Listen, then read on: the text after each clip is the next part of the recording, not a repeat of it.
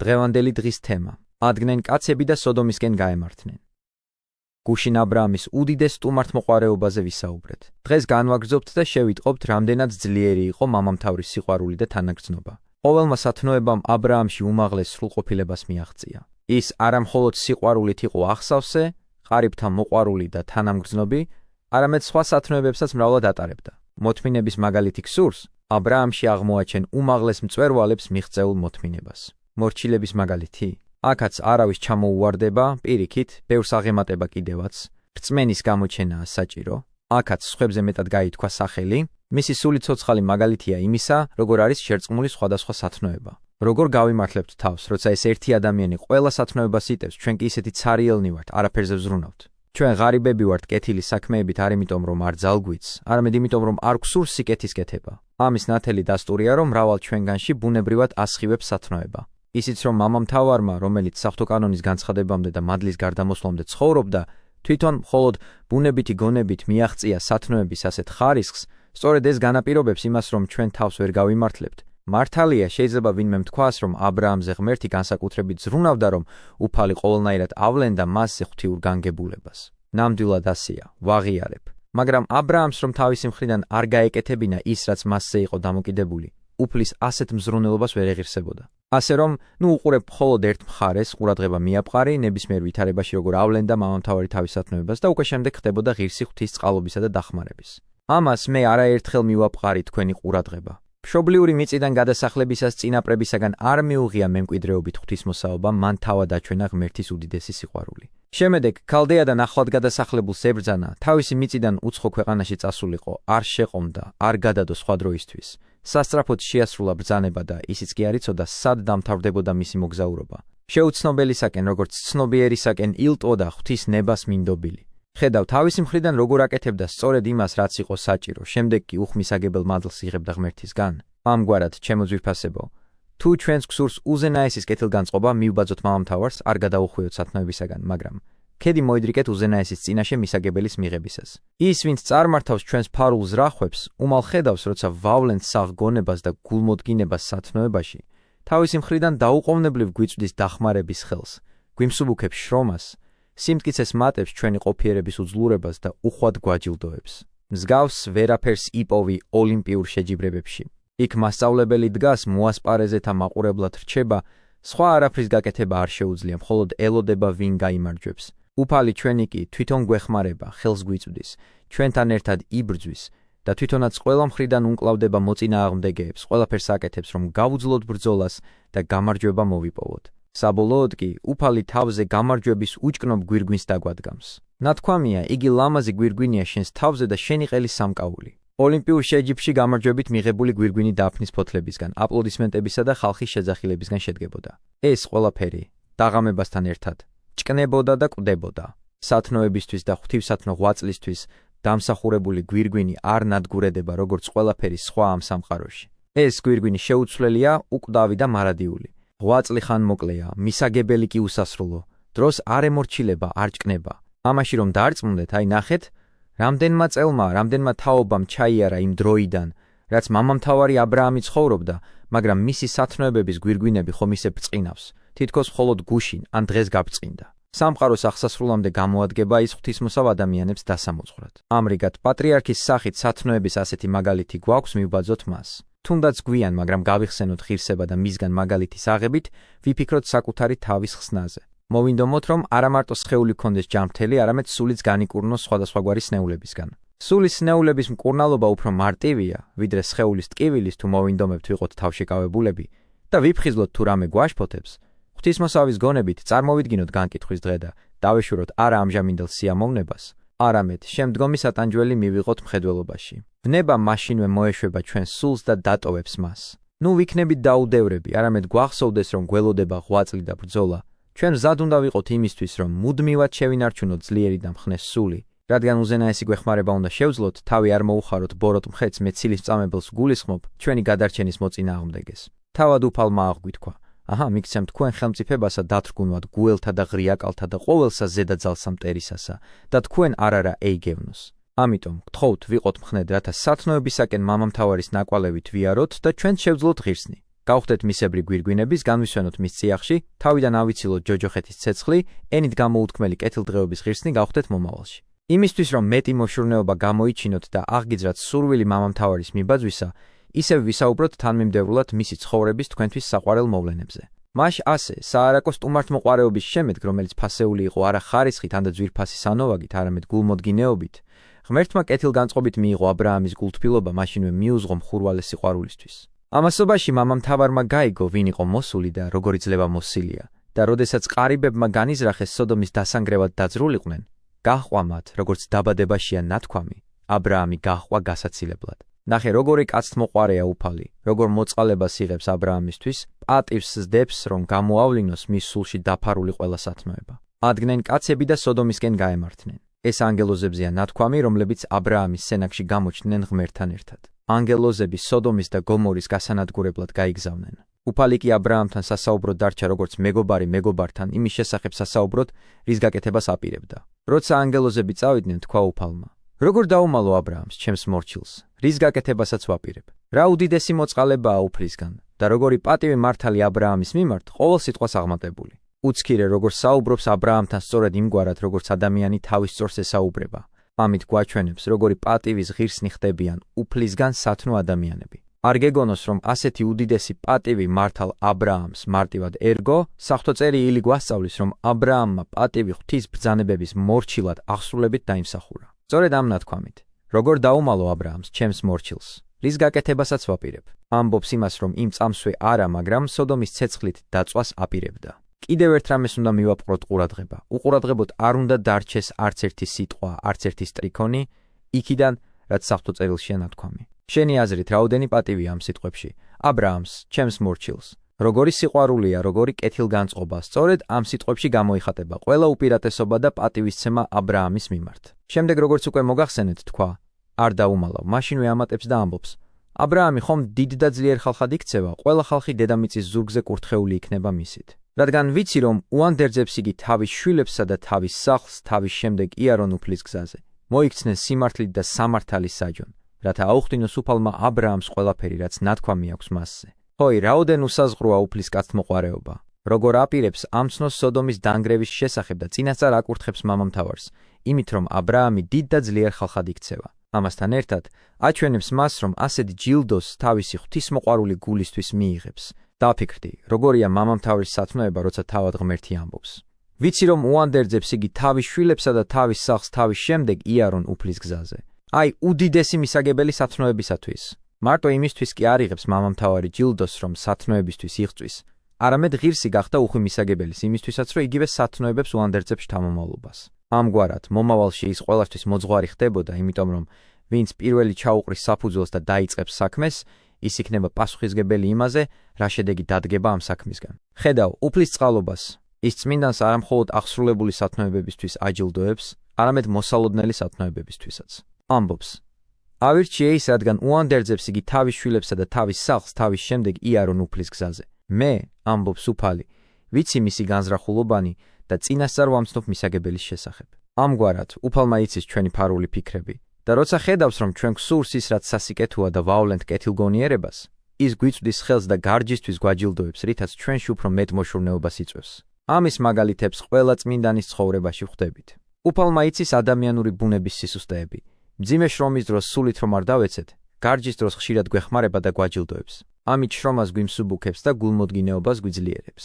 ავირჩიე ის, რადგან უანდერძებს იგი თავის შვილებსა და თავის სახლს თავის შემდეგ იარონ უფლის გზაზე. არა მხოლოდ იმას წინასწარ მეტყოლებს, რომ უანდერძებს თავის შვილებს ისააკსა და იაკობს, არამედ იმასაც, რომ ისინი უფლის გზაზე ივლიან. მოიქცნენ სიმართლით და სამართალის საჯონ. ესე იგი, არაფერი ამჯობინონ სიმართლეს, უცხო ეყონ ყოველგვარ ტყუილს. ეს არის უდიდესი სათნოება და ამისთვის უნდა მომხდარიყო ყველაფერი, რაც აბრაამს უფალმა აუწყა. თუმცა ვფიქრობ, რომ მხედველობაში სხვა რამეც ჰქონდა, როცა ამბობდა. აბრაამი ხომ დიდ და ძლიერ ხალხად იქცევა, თითქოს ამით თქვა. შენ, რომელმაც სათნოება შეიყვარე, ემორჩილები ჩემს ყველა ბრძანებას, გახდები დიდი და ძლიერი ხალხი, ისინი კი, ვინც კანონთა დარღვევით ცხოვრობენ სოდომის ქვეყანაში, განადგურდებიან.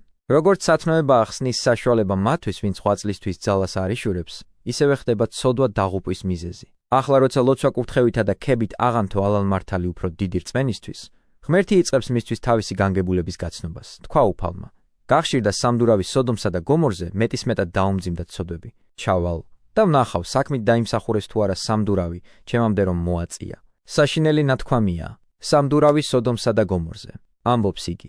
თუმცა ამ ქალაქებთან ერთად ზოგიერთი სხვაც იქნა განადგურებული, მაგრამ რადგან ისინი იყვნენ განთქმულნი, უფალმა ისინი საგანგებოდ ახსენა.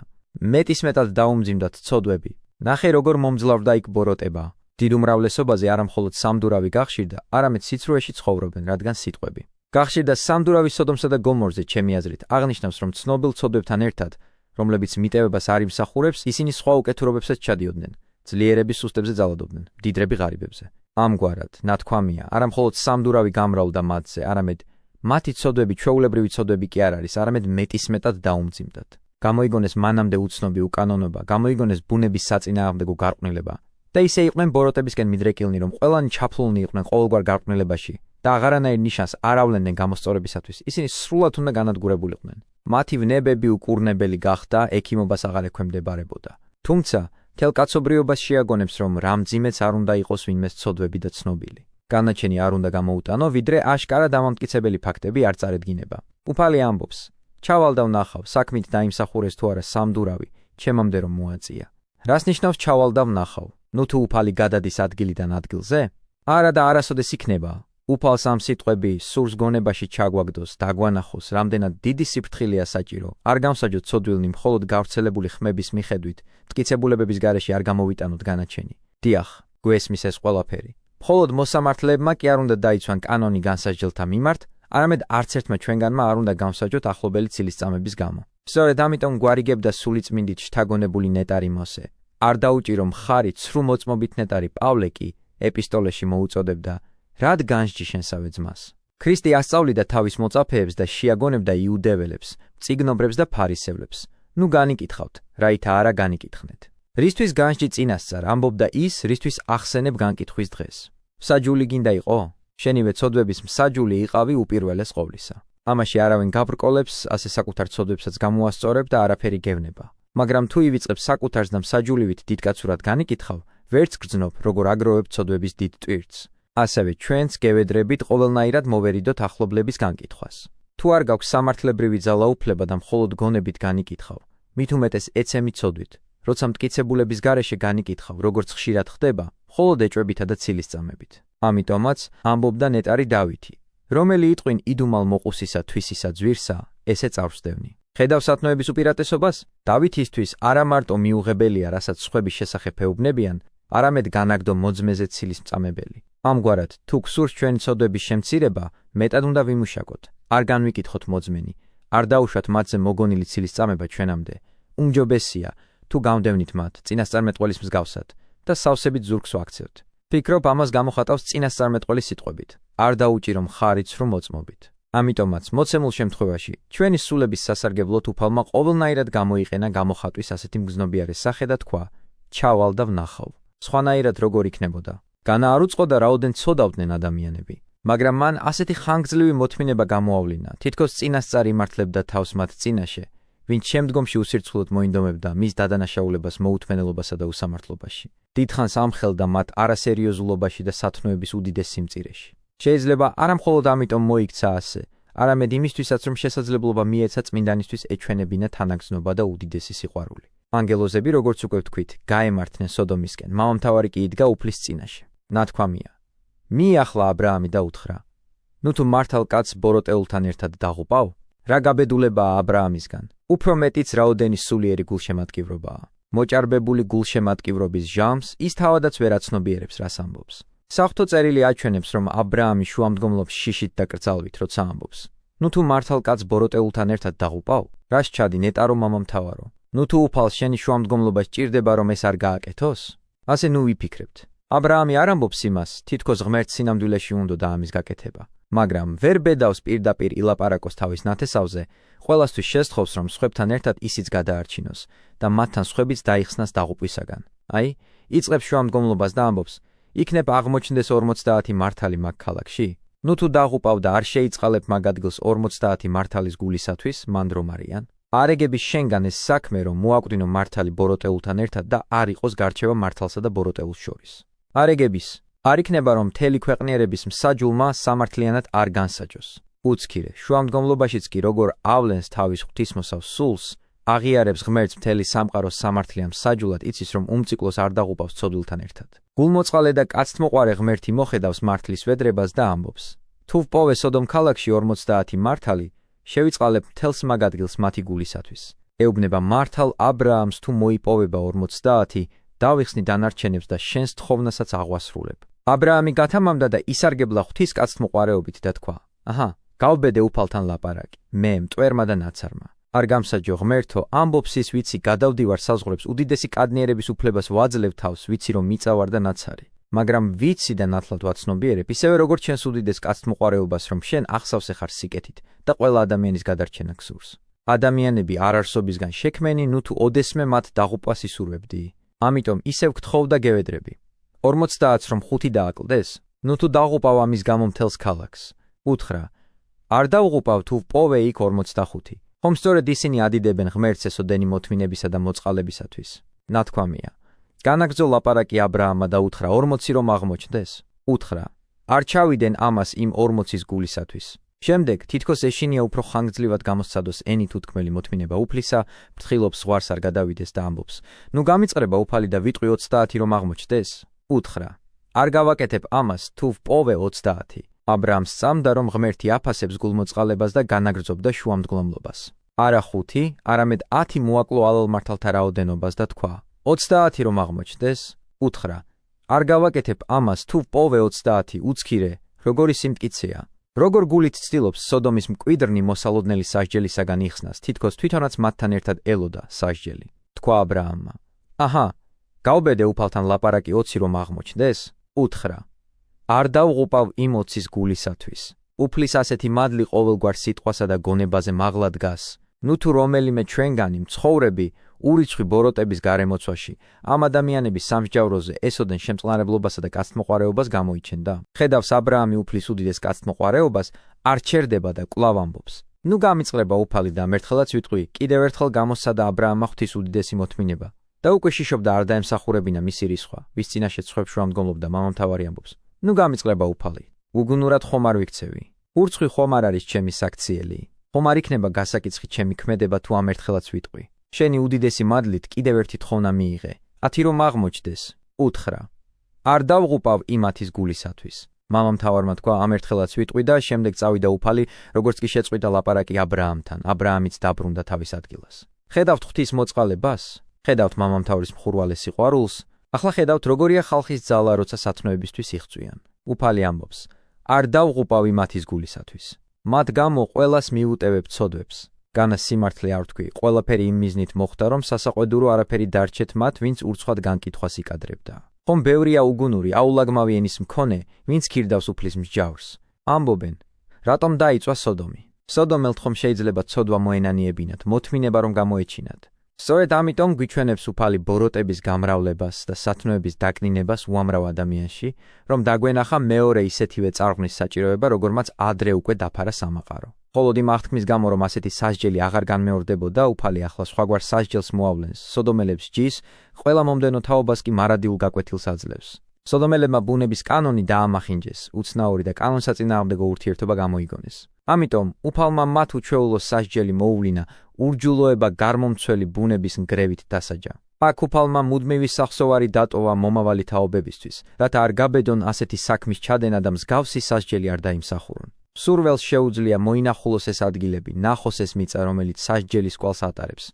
ამდენი წლის შემდეგ ისე ცხადად გადმოდის მასზე უფლის მრისხანება, თითქოს სასჯელმა ზიანი მხოლოდ გუშინ ან დღეს დილით მიაყენა. ამიტომ გთხოვთ, გონს მოვეგოთ სხვების მაგალითზე, სადაც აშკარად ჩანს სასჯელი, რომელიც მათ ეწია.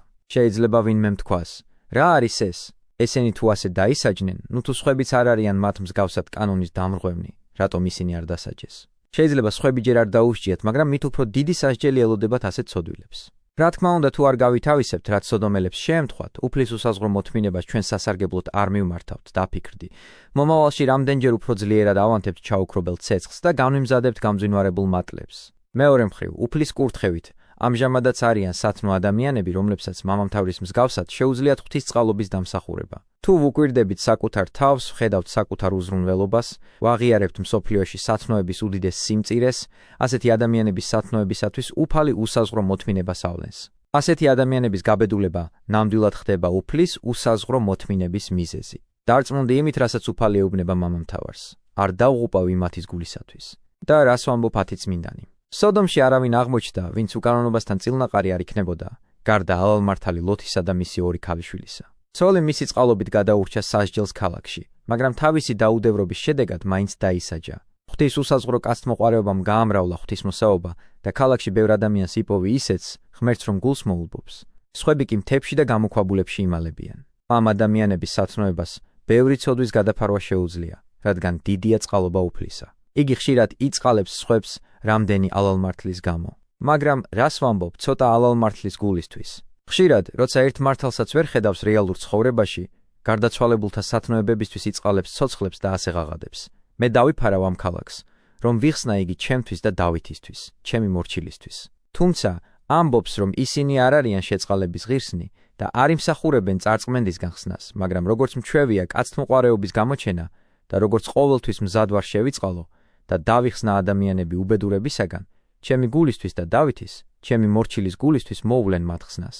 ამგვარად, დავითი ამ ცხოვრებიდან გარდაცვალებამდე წლებით ადრე ხდება ადამიანების გადარჩენის მიზეზი, რომლებიც საკუთარივე დაუდევრობის გამო იღუპებოდნენ. ხედავ, კაცთმოყვარეობას უფლისას, როგორ მიაგებს პატივსათნოებით გაბწყინებულებს, როგორ აყენებს უპირატეს ადგილას და აღამაღლებს სხვებზე.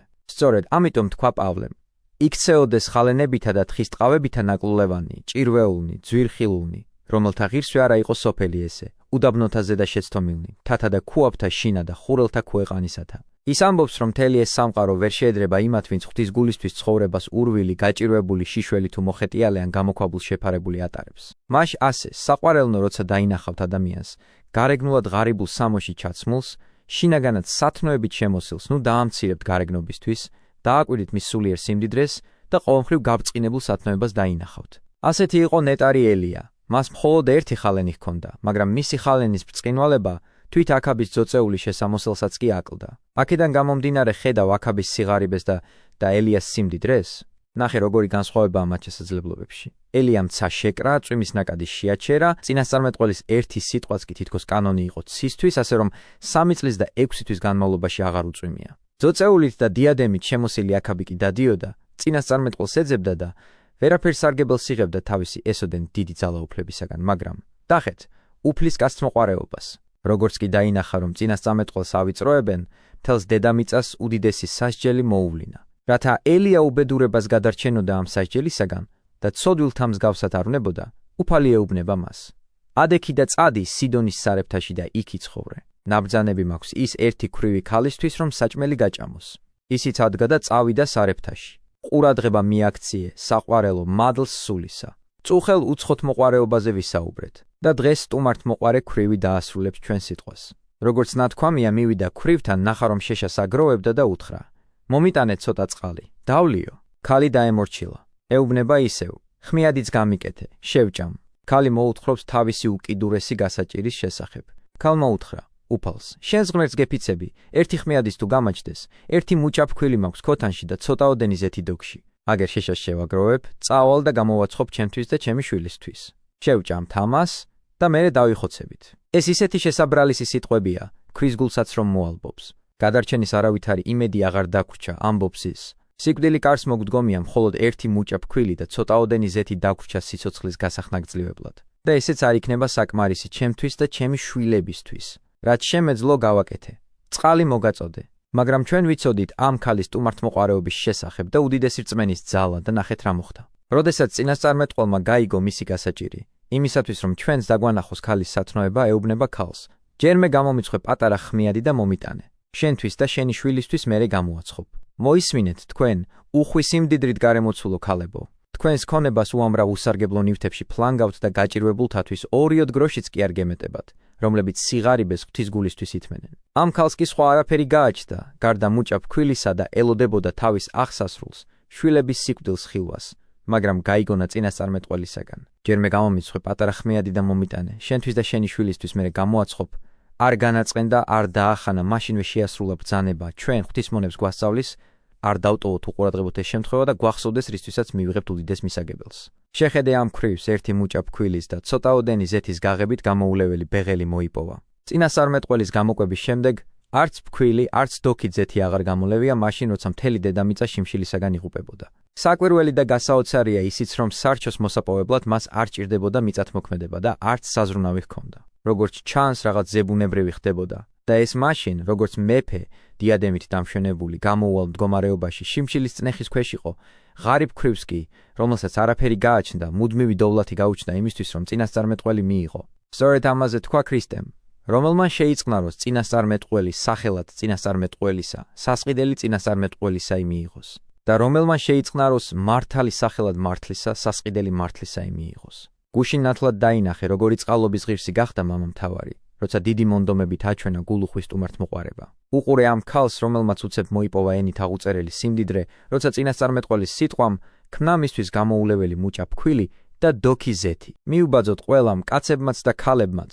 ვისურვებდი თქვენში წინასწარმეტყველის მოშურნეობისა და სათნოებისადმი მიბაძვის სურვილი გამეღვიძებინა, მაგრამ ეს თქვენ შესაძლებლობებს აღმატებული მოგეჩვენებათ მიუხედავად იმისა, რომ ისიც ხორჩესხმული ადამიანი იყო, ჩვენსავით და ჩვენი მსგავსი ბუნება ჰქონდა. იგი კეთილდღეობის ღირსი გახდა იმისათვის, რომ ყველაფერს აკეთებდა, რაც მასზე იყო დამოკიდებული და ყველაზე მეტად სათნოება უყვარდა.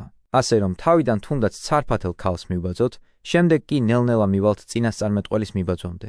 მივბაძოთ ყარიბთა სიყვარულში და არავინ დაიმოწმოს თავისი სიღარიბე. არ შეიძლება, ამ ქალზე მეტად ღარიბი იყო, მას მხოლოდ ერთი დღის საკვები ჰქონდა, მაგრამ ასეთ მდგომარეობაშიც არ შეყოყმანდა შეესრულებინა წინასწარმეტყველის თხოვნა, აჩვენა უდიდესი გულმოდგინეობა და ამისათვის მყისიერი ჯილდო მიიღო. ასეთია საქმენი უფლისანი. მცირედისთვის უფალი უხვად მიაგებს. თქვი, შესწირა კი იმდენი, რამდენიც მიიღო. მაგრამ უფალი ჩვენი აფასებს არა შესაწირის რაოდენობას, არამედ სულიერ გულმოდგინეობას, სადაც მცირედი როგორც დიდი, ისე შეიწირვის და პირიქით, დიდი შესაწირი მცირდება, როცა არ კეთდება გულღია მზაობით. იმ ქვრივმა, რომელიც სახარებაში მოიხსენება, როცა მრავალნი უხვად გაიღებდნენ შესაწირავს, ორი გროში ჩადო, რამაც ყველა შესაწირს გადააჭარბა, არა იმიტომ, რომ სხვებზე მეტი შესწირა, არამედ იმიტომ, რომ მთელი გულით აჩვენა თავისი გულმოდგინება. სხვები თავიანთი სიუხვისგან სწირავდნენ, ქვრივმა კი ყველაფერი შესწირა, რაც გააჩნდა.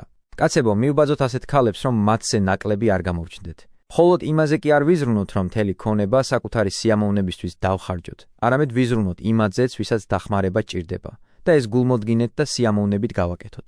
თესველი თესავს არა მწუხარებით, არამედ სიხარულით და ისეთი რწმენით ტოვებს მიწაში თესლს, თითქოს უკვე თივის ზვინებს ხედავდეს.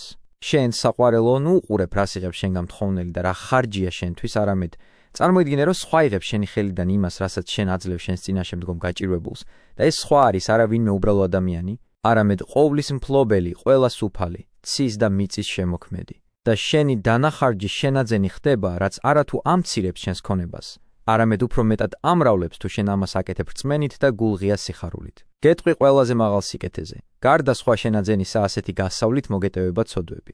რა შეედრება ამ სიკეთეს?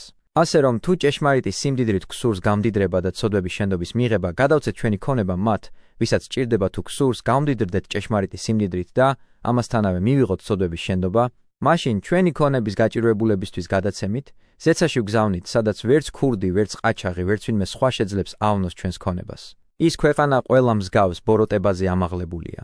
მხოლოდ ამას გავაკეთებთ არა პატივმოყვარეობისათვის, არამედ ღვთის აღთქმის გამო, ვეცადოთ ქება, დავიმსახუროთ არა ხალხისგან, არამედ ყველასთვის საერთო უფლისგან. სხვაგვარად, დანაკარგიც გვექნება და მოპოვებულსაც ვერ შევინარჩუნებთ, რადგან გაჭირვებულის ხელით ზეცაში გადატანილი სიმდიდრე მიუწვდომელი ხდება ყოველგვარი ცილის წამებისთვის, რაც შეიძლება მხოლოდ პატივმოყვარეობამ დაღუპოს. როგორც ჩჩილი და მატლი აფუჭებს ტანსაცმელს, ასევე აზიანებს პატივმოყვარეობა მოწყალების გაცემით ზეცაში დაგროვებულ სიმდიდრეს. ამიტომ, გევედრებით, არა მხოლოდ გავიღოთ მოწყალება, არამედ სიფრთხილით გავიღოთ ის, რათა მცირედისთვის მივიღოთ უდიდესი მადლი, ხრწნადისთვის უხრწნადი, წარმავალისთვის მარადიული. ამ ყველაფრის გარდა შევძლოთ მივიღოთ ცოდვების შენდობა და მარადიული. ენით გამოუთქმელი კეთილდღეობა მადლითა და კაცთმოყვარევითა უფლისა ჩვენისა იესო ქრისტესითა, რომელსა მამისა და სულისა წმინდისა თანაშვენის დიდება, ძალი და პატივი აწ და მარადის და უკუნითი უკუნისამდე. ამინ.